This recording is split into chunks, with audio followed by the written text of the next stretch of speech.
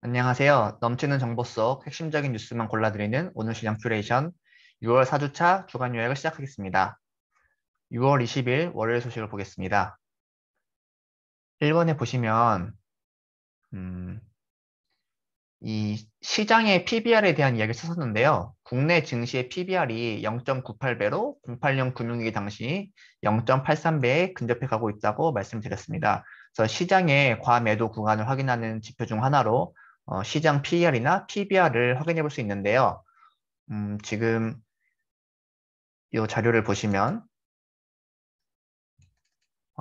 코스피의 PBR인데요. 0.95 정도 수준까지 떨어진 것을 확인할 수 있고요.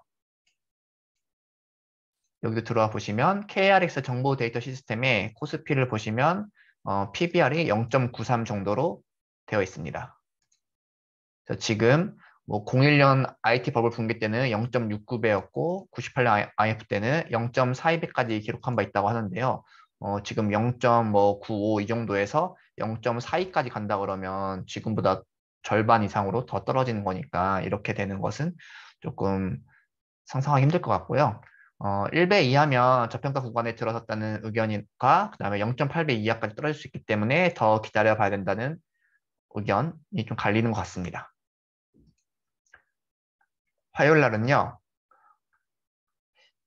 3번에 임직원 장내 매수에 대해서 말씀을 드렸는데요. 제가 매일매일 하고 있는 것 중 하나가 관심 종목이나 보유 종목의 공시를 살펴보는 일입니다.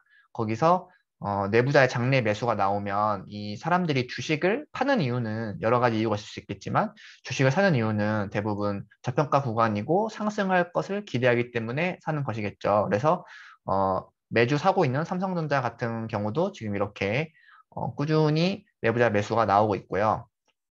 롯데정보통신도 이 6월 21일 날 우르르 지금 이렇게 매수된 공시가 나왔는데 삼성전자 같은 경우에는 임원들이 6만 5천 원대부터 지금 최근에 6만 400원까지 매수한 것을 봤고요.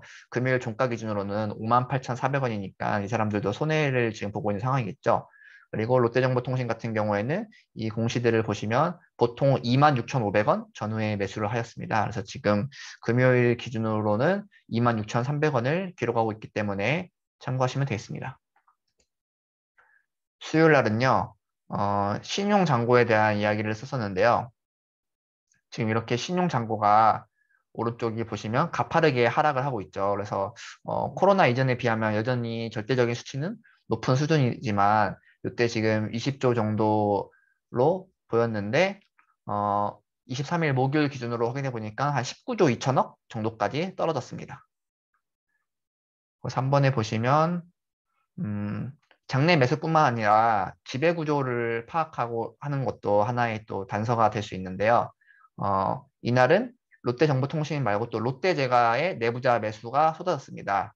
그래서 보통 11만 1,000원 내외에서 매수를 하였더라고요. 그래서 금요일 종가 기준으로는 11만 2,500원이니까 참고하시고 이 둘 다 롯데 그룹이잖아요. 그래서 이런 경우에 이렇게 지배 구조를 보는 것도 도움이 될 수 있죠. 그래서 롯데 제과가 지금 이쪽에 있고 롯데정보통신 같은 경우가 여기 있으니까 보시면 될 것 같고요. 전체적인 구조를 보면서 뭐 혹은 지금 최상단에 있는 롯데 지주가 이렇게 다양한 파란색으로 된 상장회사하고 나머지 비상장회사인데 회사들을 거느리고 있으니까 롯데 지주에 투자할 수도 있고 아니면 중간에 있는 롯데 쇼핑을 투자할 수도 있고 좀 다양한 투자 아이디어를 둘 수가 있겠죠. 그리고 4번에 또 자사주 매입이 있습니다. 자사주 취득을 하는 것은 기업이 주가를 안정시키고 주주 가치를 제고하는 것을 목적으로 합니다. 음, 그래서 내부자 매수처럼 자사주 매입 역시 개별 기업의 저평가 여부를 판단할 수 있는 하나의 단서가 됩니다. 그래서 매입 후 자사주 소각까지 해야 좋다고 말씀드렸었죠. 금요일 같은 경우에는 실리콘2가 자사주 소각 소식을 알리면서 상한가를 가기도 하였습니다. 5번은 고금리일 때 어떤 섹터가 성과가 좋았는지 살펴보니까 저평가 및 고배당 스타일의 성과가 좋았다고 하더라고요. 그래서 지금 보시면 금융주 중에 현재 시가 기준으로 배당 수익률이 9% 이상이 기대되는 것만 가져봤는데도 지금 이렇게 대신증권, 뭐 한국금융지주부터 해가지고 가장 높은 NH투자증권까지 이런 기업들이 있더라고요. 그리고 지금 6월이라서 중간 배당이 있는데 중간 배당 같은 경우에는 6월 28일까지 매수를 해야 되기 때문에 잊지 마시고요. 배당주 같은 경우에는 예전에는 연말이 가면서 배당주들이 성과가 좋았는데 지금 같은 경우는 사람들이 미리미리 사서 6월 말부터 10월 말까지가 좀 성과가 좋고 10월 말부터는 오히려 수익률이 낮아지는 특성이 있다고 합니다. 6번에는 적정 주가 계류율에 대한 이야기였는데요. 각 증권사나 이런 쪽에서 기업의 목표 주가를 제시하죠. 그런데 지금 백분율을 표시한 주가 계율이 45%를 넘어섰다고 하더라고요. 그래서 네이버 같은 경우에는 지금 목표가와 현재 주가가 74%까지 이렇게 벌어져 있고 이런 거를 보면 괴리율이 지금 너무 크게 벌어져 있어가지고 지금 시점에서 무슨 의미가 있나 싶기도 한데 우리는 증권사에서 분석한 자료를 보면서 이런 전제로 삼은 것들과 계산 방식 이런 것들을 참고해서 자신만의 가치 평가를 하는 연습을 해야겠습니다. 지금 요런 기업들이 또 HTS를 보니까 있더라고요. 목요일 날은요,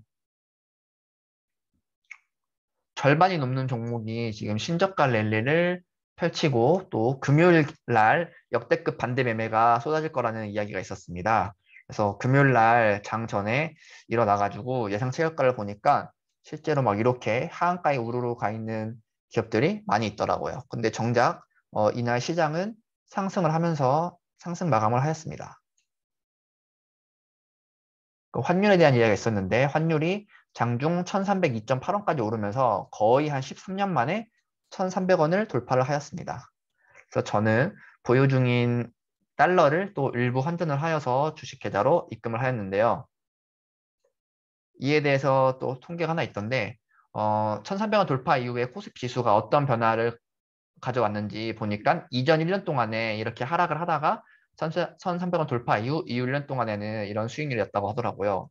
근데 이걸 좀 생각을 해보면 1300원이 돌파하기 1년 전부터 주식을 갖고 있던 사람들은 예를 들어서 36.1%의 손해를 보고 그 다음에 25.6%의 수익을 본 거니까 그렇게 봤을 때 상승이 크지 않아서 본전이거나 손해일 것 같다는 좀 생각을 했습니다. 근데 반면에 딱 1300원 돌파하고 나서 주식을 사는 사람들은 여기 빨간색으로 되어 있는 이후 1년 동안에 이런 수익을 낼 수 있었겠죠. 3번에 이제 돈맥경화라고 해서 저희 멘토님께서 자주 말씀하시던 건데요. 제가 매달 CJ 제일제당을 사고 있죠. 근데 제일제당을 보통주를 24주를 갖고 있었는데 이 중에 6주를 마이너스 1.75% 정도 약손실을 보고 매도를 하고 이 돈으로 다른 많이 빠져 있는 종목을 사는 리밸런싱을 진행을 하였습니다. 그래서 금요일 기준으로 보면 새로 산 기업들이 많이 올라가지고 잘한 결정으로 보입니다. 금요일 날은 다행히 좀 주가가 상승을 해줬는데 이렇게 마이너스 50%일 때는 공포에 질려 있다가 조금 올라가지고 마이너스 40% 그래도 손해가 큰데 이제 호황이 왔다고 이런 글을 보니까 좀 저의 입장을 대변하는 것 같기도 해서 한번 가져와 봤는데요. 한국이 지금 MSCI 선진지수 편입을 계속 도전을 하였는데 이번에도 불발이 되었습니다. 그래서 이에 대한 장단이 논의가 되고 있는데 이번에도 불발이 되어서 내년으로 또 기회를 봐야 될 것 같습니다. 신규 상장된 것은 이날 레이저셀과 보로노이 두 개가 있었는데요. 레이저셀 같은 경우는 저도 최소 청약을 넣어가지고 딱 한 주를 배정받았었어요. 그래서 공모가가 16,000원이었는데 이날 시초가를 26,000원 형성한 후에 17,350원을 하락 마감을 하였는데 저는 장초에 지켜보고 있다가 힘이 없길래 그냥 21,850원에 매도를 하였습니다. 그래서 뭐 얼마 안 되는 물량이지만 여러 관점에서 좀 관심을 갖고 IPO에 보고 또 청약도 넣어보고 그러고 있습니다. 신규 상장 ETF로는 6월 28일 날 몇 개 ETF가 상장을 하는데요. 그중에 원자력 관련된 ETF가 두 개가 상장을 하더라고요. 그래서 이 킨덱스 원자력 테마 딥서치랑 하나로 원자력 아이슬렉트인데요. 이번 정권에서는 좀 원자력 업종이 힘을 받을지 잘 지켜봐야겠습니다. 그리고 하나투어가 유상증자를 진행하였었는데 음, 실권이 나왔어요. 우리사조 조합이 좀 대거 실권되면서 청약률이 저조하였고 이로 인해 실권주가 나왔는데 이 실권주를 청약을 넣으려고 하다가 시간을 놓쳐가지고 넣지 못했습니다. 그래서 제 친구 같은 경우도 하나투어를 다니다가 팬데믹 시기에 그만두고 나왔는데 이때 회사 차원에서 무급 휴직도 오래 하고 그래서 좀 직원들이 여력이 없어서 우리사조 실권이 많이 나온 것 같습니다. 다음부터는 좀 시간 체크 이런 거를 제대로 해야겠다고 생각을 했네요. 굿즈 같은 경우는 와이프가 굿즈를 만든다고 하길래 저도 그냥 문구를 생각해가지고 이렇게 볼펜 두 자루를 간단히 만들어 보았어요. 그래서 나중에는 조금 더 다양한 이런 굿즈들을 만들어 보고 싶습니다. 다음 모임을 소개해 드리겠습니다. 7월 1주랑 2주는 제가 휴가를 갈 예정이라서 3주의 모임을 가질 거고요. 저희 클럽큐는 매 분기마다 첫 번째 모임은 주린이를 위한 책을 선정해서 진행을 하고 있습니다. 3분기에 그 주린이 책으로는 유목민님의 나의 투자는 새벽 4시에 시작된다를 선정하였습니다. 이 나의 월급 독립 프로젝트라는 책을 전에 쓰셨었는데 이거에 의해서 지금 두 번째 책을 내셨고 저자의 여러 관점을 엿볼 수 있는 책입니다. 7월 일정도 지금 이렇게 16일, 23일, 30일 다 나왔으니까 한번 살펴봐 주시고 온라인으로 무료로 참석도 가능하시니까 신청 많이 해주시면 감사하겠습니다. 지금까지 개인적인 의견일 뿐 특정 종목에 대한 매수 및 매도 추천이 아닙니다.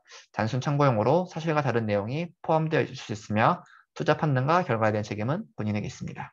오늘 정보가 도움이 되셨다면 좋아요와 구독 부탁드리겠습니다. 장마기가 아니라 비도 좀 자주 오고 습한데 쾌적한 한 주 보내시기 바라겠습니다. 감사합니다.